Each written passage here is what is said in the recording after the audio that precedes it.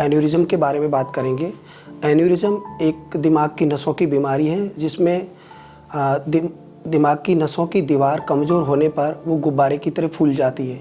Brain की नसों की बीमारी ज़्यादा होती है, शरीर के किसी भी भाग में हो सकता है, लेकिन दिमाग की नसों में होने की संभावना ज़्यादा होती है क्योंकि दिमाग की नसें शरीर के दूसरे भाग की नसों की तुलना में ज़्यादा टेढ़ी मेढ़ी होती है और दिमाग की नसों की दीवार शरीर के किसी और भाग की नसों की दीवार से ज़्यादा कमज़ोर होती है। दिमाग के एन्यूरिज्म का कोई स्पेसिफिक कारण नहीं होता है कि इसी कारण से होता है।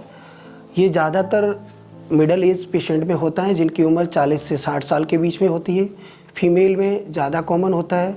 उसके अलावा जिनको डायबिटीज़ और हाइपरटेंशन की बीमारी होती है उसमें ज़्यादा होने की पॉसिबिलिटी रहती है। उसके अलावा कुछ कंजेनाइटल कंडीशन होती है जो जन्म से होती है, कनेक्टिव टिश्यू डिसऑर्डर लाइक, और किडनी की पॉलीसिस्टिक किडनी डिजीज़ होती है, उसमें ज़्यादा होने की संभावना रहती है। ब्रेन एन्यूरिज्म के पेशेंट के जो लक्षण होते हैं वो अगर फटा हुआ नहीं है तो उस कंडीशन में वो नॉर्मल लाइफ जीता है, उसको ऐसे कोई सिम्टम नहीं होते। लेकिन जैसे ही एन्यूरिज्म फटता है तो वो दो तरीके से प्रेजेंट करता है, हेमरेजिक हो सकता है और इस्केमिक हो सकता है। ज़्यादातर कंडीशन में दिमाग में हेमरेज के साथ प्रेजेंट करते हैं। पेशेंट को सिम्टम होते हैं सीवियर सिर दर्द होता है, ऐसा सिर दर्द जो ज़िंदगी में उसको पहली बार हुआ हो। उसके अलावा उसको बोलने में तकलीफ़ होती है, उसकी आवाज़ भारी पड़ जाती है, दिखाई देने में तकलीफ़ होती है, कई बार डबल दिखाई देना लगता है और कई बार बेहोशी की हालत में मरीज़ हॉस्पिटल तक पहुंचते हैं। एन्यूरिज्म के पेशेंट को हेमरेज होने के बाद में बहुत सीवियर ब्लीडिंग होती है। इस कंडीशन में बहुत कम मरीज़ होते हैं जो हॉस्पिटल तक पहुंच पाते हैं। कुछ मरीज़ होते हैं हॉस्पिटल में आने से पहले ही उनकी डेथ हो जाती है। कुछ पेशेंट होते हैं जो हॉस्पिटल पहुंचते हैं लेकिन ऐसी हालत में पहुंचते हैं कि उसका फ़ायदा मरीज़ को इलाज का नहीं मिलता। सिर्फ 3 में से 1 पेशेंट, 1/3 पेशेंट ही ऐसी कंडीशन में पहुंच पाते हैं जिनका हम इलाज कर सकें और उसका ऑपरेशन करने से फ़ायदा हो सकता है। कुछ मरीज़ को किसी और कारण से अगर MRI करवाते हैं तो उसमें भी एन्यूरिज्म का पता चलता है। अब एन्यूरिज्म के लिए किस कंडीशन में उसकी जांचें कैसी की जाती है, उसके लिए सबसे पहले CT स्कैन, MRI किया जाता है। CT स्कैन में कैसा एन्यूरिज्म उसका कुछ पता नहीं चलता।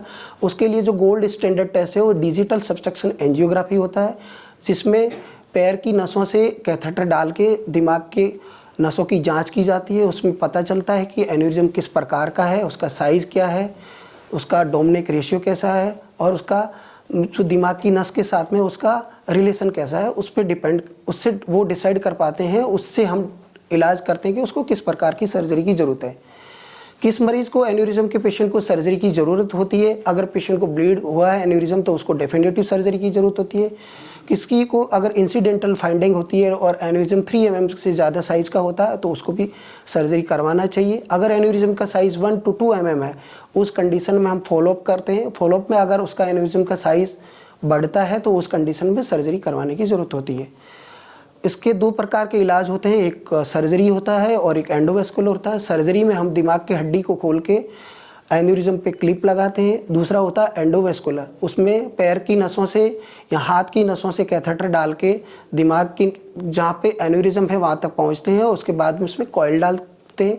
उसके अलावा उसमें आजकल नए बहुत सारी डिवाइसेस आ गई है जिसमें स्टेंटिंग भी कर सकते हैं, उसको फ्लो डाइवर्टर भी कर सकते हैं और इंट्रासेक्युलर वेब डिवाइस भी कर सकते हैं। एन्यूरिज्म की सर्जरी के बाद अगर टाइमली और अच्छे से ऑपरेशन हो जाए तो मरीज़ वापस अपना रूटीन एक्टिविटी, नॉर्मल जिस काम से वो लौटा उस काम को सब कुछ अच्छे से कर सकता है और नॉर्मल इंसान की तरह ज़िंदगी जी सकता है। Thank you.